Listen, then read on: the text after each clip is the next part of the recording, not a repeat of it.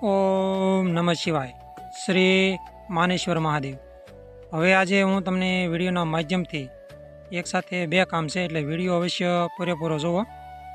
હવે આપણે રેતીની જરૂર હતી, તો આજે આપણે રેતી આવી ગઈ છે, તમે જોઈ શકો છો.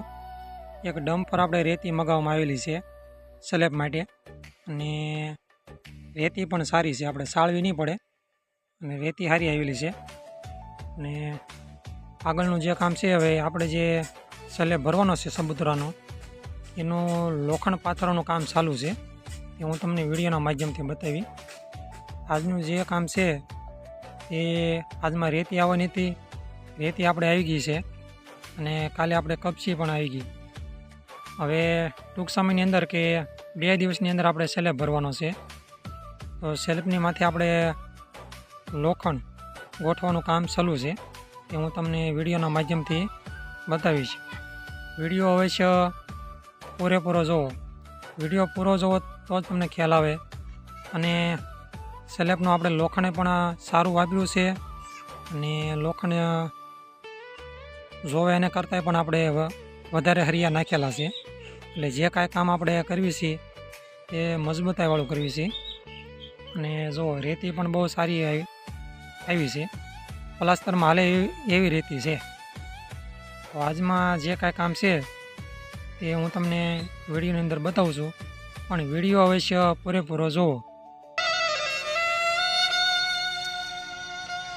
જોયું કે ન જોયું મેં તો ટાણું કે કટાણું રે, હરીની હાટડીએ મારે કાયમનું હટાણ, હરીની હાટડીએ મારે કાયમનું હટાણ. જોયું કે ન જોયું મેં તો ટાણું કે કટાણું રે, હરીની હાટડીએ મારે કાયમનું હટાણ, હરીની હાટડીએ મારે કાયમનું હટાણ.